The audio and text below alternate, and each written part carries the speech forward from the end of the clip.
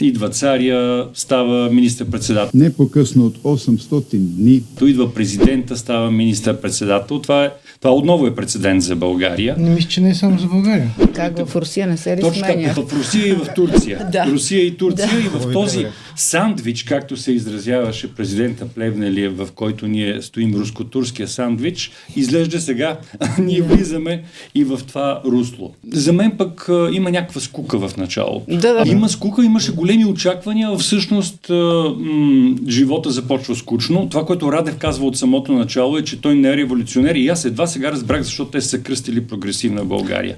Защото проградиор на латински значи бавно вървя напред. И това обратното на революционното. На галопиращите цени обаче не знам това бавно темпо как ще се съвмести. Но по принцип голямото мнозинство не е любимо на нас хората, които защитаваме правата и които вярваме в плурализма и диалога. Защото големите мнозинства, те са работещи, когато има критични моменти за държавата, какъвто беше случая с Костов и ОДС 97-2001. В други моменти, ако няма някакви особени кризи, мнозинствата могат да са дори опасни. Ние видяхме как работят вашите народни събрания. Сега идва време да покажем как работи нашите.